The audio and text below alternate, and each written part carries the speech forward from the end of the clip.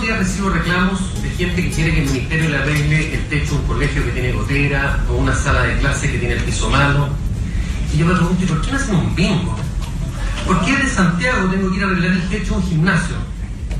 Son los riesgos del asistencialismo. La gente no se hace cargo de sus problemas, sino que quiere que el resto lo haga.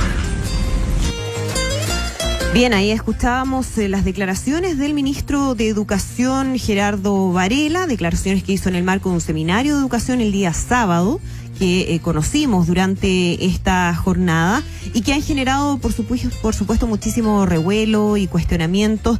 Ojo, no solamente desde la oposición, sino que también desde su propio sector, desde el oficialismo. Ha habido declaraciones a través de Twitter o a través de los medios de comunicación, por ejemplo, del senador Manuel José Santón siendo muy duro en relación a esta declaración del ministro de Educación, que además sabemos no es la primera vez que se ve envuelto en una polémica a raíz de declaraciones que ha hecho. La diferencia con otras oportunidades, porque quizás ustedes se acordarán de la declaración de los hijos campeones a propósito del tema de los condones, que también fue muy comentado, u otras que hizo respecto a, por ejemplo, las pequeñas humillaciones, cuando se estaba hablando de la situación que vivían las mujeres en términos de acoso y abuso sexual. En esos casos se trató de declaraciones que fueron improvisadas, fueron espontáneas de parte del ministro de Educación. En esta oportunidad, y de acuerdo a lo que él mismo ha dicho, esto era parte de un discurso. Yo conversé con él a mediodía y lo primero que le pregunté es si esto había sido improvisado, o sea, él se había salido del libreto o era parte de algo que tenía establecido. Y él dice que fue un mal ejemplo, pero que fue algo planificado, o sea, no es que se salió del libreto, no es que se le ocurrió en el momento el ejemplo, sino que hubo alguien, aunque él no quiso ser tan explícito si es que él había sido en persona o fue algún asesor, que había considerado que esa era una buena manera de profundizar en un tema que es a todas luces muy sensible, muy importante a nivel de país y que obviamente toca la sensibilidad de muchas personas, de muchos padres, yo diría, más que estudiantes, muchos padres, porque cuando él dice: recibo reclamos de gente que quiere que el ministerio le arregle el techo de un colegio que tiene goteras o una sala de clases que tiene el piso malo, y yo me pregunto, ¿por qué no hacen un bingo? Y además dice que la gente quiere que le arreglen todo, que esta cosa asistencialista, que en el fondo la gente no se hace, malentendido. La gente no se hace cargo de sus problemas y quieren que le arreglen todo. A mí me parece que es súper ofensivo para un montón de papás que hacen el mejor de sus esfuerzos para que sus hijos estudien en condiciones a veces con muchísimas dificultades, para que además de eso los cuestionen porque no están haciendo un bingo para reparar el techo del colegio, cuando todos sabemos que hay ciertas cosas que son mínimas. O sea, aquí no se está pidiendo grandes lujos, no se está pidiendo que construyan una piscina olímpica. Aquí lo que piden muchos establecimientos educacionales, especialmente de regiones, porque hay un problema importante, tiene que ver con que se garantice una infraestructura mínima para un colegio, para que todos los niños y niñas de este país tengan posibilidad de estudiar en condiciones que son básicas. O sea, cuando un colegio tiene un techo con goteras, eso influye directamente en las posibilidades de aprendizaje de esos niños y niñas. Entonces, además de tener que estar aguantando eso, tratar de dar a entender que aquí es culpa de esa misma gente, me parece que es una falta de respeto para los apoderados, me parece que es una falta de respeto también para la comunidad educativa, para profesores que a veces hacen esfuerzos sobrehumanos que van más allá de sus funciones, sacándose plata a veces de los bolsillos para poder tratar de paliar situaciones de déficit que son gigantescos en muchas partes del país. Entonces, él ha hecho un mea culpa. Profesores anegados, conozco casos bien cercanos de profesores que para brindar apuntes a sus alumnos, profesores que se han comprado sus propias fotocopiadoras, las tienen en la casa y les llevan sus apuntes.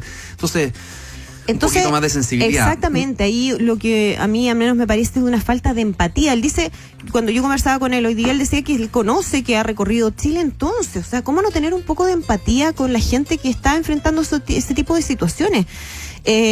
Yo creo que hay mucha gente que está haciendo su mejor esfuerzo y que no tiene problemas en colaborar, porque el punto y la justificación que él tiene y lo que dice que hay de fondo es que él quiere que haya una educación compartida, que toda la comunidad se haga cargo de la educación de los niños y de las niñas, y eso es evidente. Pero ¿por qué va a haber una situación de desigualdad tan grande que hay algunos papás que se tienen que preocupar solamente de lo que pasa al interior de la sala de clase, de educar, de darle las mejores condiciones a su hijo, y otros tengan que estar preocupados de que los niños no pasen frío en el invierno o no les caiga una gotera o no se les inunde la sala de clase? A mí me parece que ahí hay un tema que evidentemente tiene que ver con el Estado y que sí tiene responsabilidad directa al Estado y que sí tiene que haber alguien que se haga cargo de eso. Y cuando él dice que no pueden estar llamando a Santiago, bueno, si es que los problemas de centralismo que hay en este país, bueno, son culpa de los gobiernos, son culpa de el Estado. O sea, finalmente no ha habido los cambios y las modificaciones necesarias para que eso no ocurra. Si alguien lo está llamando a él, a Santiago, porque hay un problema de techo en un colegio, es porque hay muchas personas entonces que no están haciendo su trabajo. Es así de simple. Pero no le echemos la culpa a papás, estudiantes o profesores que están haciendo un esfuerzo tremendo para salir adelante en condiciones que normalmente son muy adversas. No, sin duda. Yo creo que acá hay dos temas que comentar que son tienen el vaso comunicante que es el ministro, pero un tema es el ministro y esta contumacia de repente o salidas de libreto, pero en este caso parece que la explicación agrava la falta, porque si esto se estudió, si se pensó y se dice igual, chuta, bueno, aquí subyace una concepción que es mucho más real de la que puede aparecer a través de un acto fallido, qué sé yo, de una salida de madre. Cuando una persona, un equipo, un gobierno administra organismos de alta sensibilidad social, hay que tener mucho cuidado con lo que se dice, mucho cuidado con la brutalidad comunicacional. Aquí vimos una declaración provocadora que se ganó el rechazo transversal de su mismo sector, que aleja al Estado de la protección de los más necesitados, aislados, vulnerables, y hemos visto ya ejemplo que tú mencionabas ahí, Andrea. Ahora, si bien el ministro no es el llamado a atender personalmente cada carencia o reclamo, sí tiene que ser el encargado de generar las condiciones, las políticas de Estado para enfrentar temas que en definitiva nivelan la cancha. De eso se trata la educación pública y sobre todo la educación primaria, de generar igualdad de condiciones y oportunidades. Esa es la labor del Ministerio de Educación. El Estado no puede pretender a que cada uno se rasque con sus propias uñas, que se las arregle como pueda. Eso es mercado salvaje. Eso es lo que subyace en definitiva tras algunas declaraciones que le hemos escuchado al ministro en materia propiamente sectorial. El rol del Estado es regulador, es protector y debe garantizar derechos esenciales. Uno de ellos es la educación. Mientras siga haciendo este tipo de declaraciones, ya tú enumeradas el currículum, porque no sé cuántas vidas le quedan al ministro Varela. Mira, ¿Cuánto lleva poco más completó la cuponera? Lleva poco más de 4 meses en el cargo. Y 5 polémicas. Exacto, o sea, diríamos que más de una por mes casi. Porque partió, recuerda que Gerson, que él entra al ministerio y dice que el tiempo de las tomas se acabó. ¿Y qué pasa? Le hacen una movilización la misma semana que él hace esas declaraciones súper soberbias y que fueron muy cuestionadas de parte de los movimientos estudiantiles. Después, al mes siguiente, sale con el tema de los hijos campeones. Después sale con el tema de las pequeñas humillaciones. Entre medio sale con una declaración en Revista Capital respecto a que él era... ¿cómo fue la frase? Voy a buscarla textualmente, pero otra frase que también generó ahí algo de... O sea, tiene para completar el cartón de bingo. Hoy día venía, me encanta a mí esto de los titulares ingeniosos, dice, está a punto de completar el cartón completo, para llevarse el premio. Pero mientras siga haciendo este tipo de declaraciones ruidosas, sin corrección, de manera contumaz, porque además las reafirma, en tu entrevista él las reafirma, no hay un espíritu correctivo, si bien dice, mira, fue malo el ejemplo, pero subyace otra cosa, bueno, será la voz del gobierno y del presidente que lo respalda, eso es evidente. Entonces, insisto, o sea, ya muchos estaban pidiendo su cabeza, lo bautizaron, ya vamos a conversar con una de las personas que aludió a este tema, pero ojo, o sea, no da lo mismo, esto lo hemos dicho en relación a otros casos, pero no da lo mismo qué dice qué cosa. Porque, como vemos acá, subyace algo más que una salida de libreto. Está sustentando una política, una manera de ver cómo se entiende los seres humanos y cómo resuelve sus problemas, pero también cómo el Estado cumple muchas veces un rol que es un deber, el rol subsidiario en muchos casos, y de atender a personas que viven... Aquí estamos hablando de precariedad, de vulnerabilidad. Pero cuando alguien pide que le arreglen una gotera, es porque no tiene plata para arreglar la gotera. Lógico. Y es porque efectivamente son colegios, no estamos hablando acá de colegios de buenos recursos, todo lo contrario, estamos hablando de gente que no tiene para lo mínimo. Entonces esto genera problemas mucho más profundos de lo que parece. O sea, no es que hay una gotera nomás, la gotera genera frío, genera malas condiciones para educar, genera no sé, una serie de malas condiciones. O sea, eso está comprobado. Y además da cuenta de, parece, desconocimiento respecto a ciertas materias, porque cuando él habla de arreglar los problemas de manera local, porque eso es otra de la explicación que da, que en el fondo lo que él considera es que aquí tiene que haber solución local a este tipo de problemas, que las comunidades y que las distintas regiones se puedan hacer cargo de ir subsanando esos problemas, cosa de no tener que llegar al centralismo del Ministerio de Educación.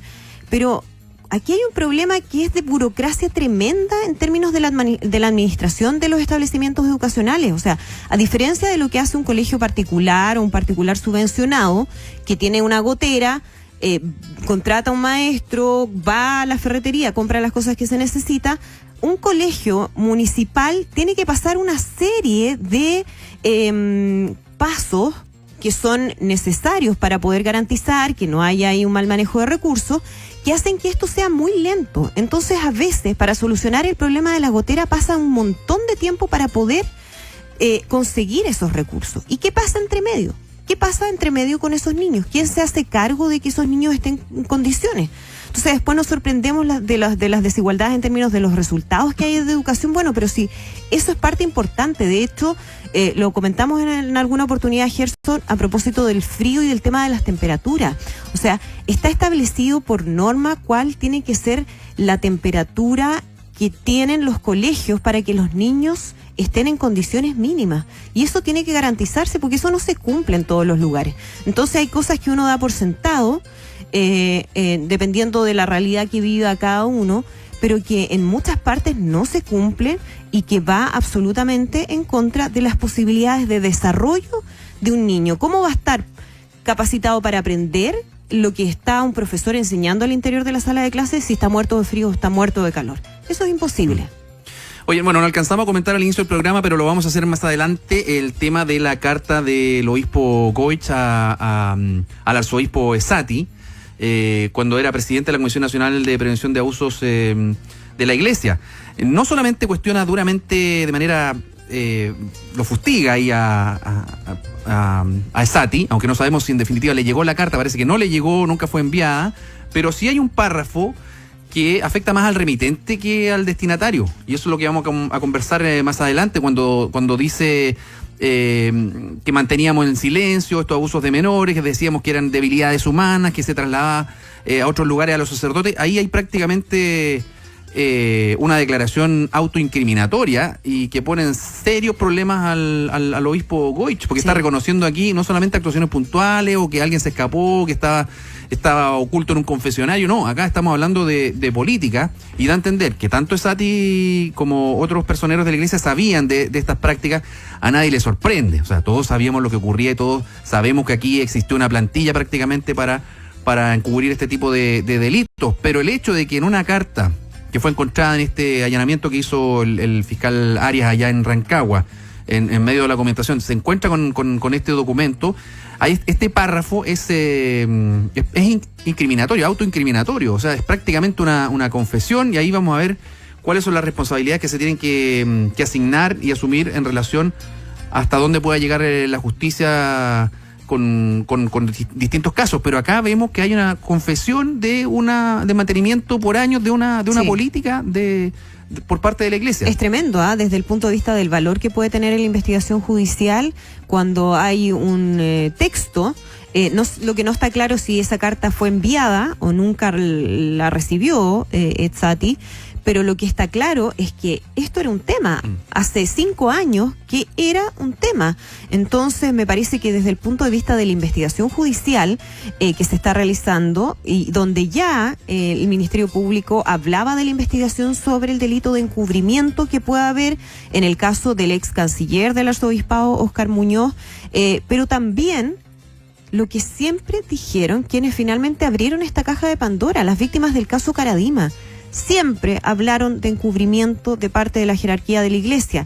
Eso les valió críticas, les valió desmentido, hasta el día de hoy en esa misma carta, ¿no? Donde hablan de declaraciones injustas y mentiras de las víctimas del caso Caradima. Bueno, lo único que hemos visto en el último tiempo es que se ha confirmado prácticamente todo lo que ellos habían denunciado respecto a las actitudes de la Iglesia y al patrón de comportamiento que tenían frente a este tipo de casos. Además, no habla solamente de pecados, no se circunscribe esto al tema religioso ni de fe, sino que dice Goich ahí que hay plena conciencia de que no solamente es un pecado gravísimo, sino también un delito grave ante la ley civil.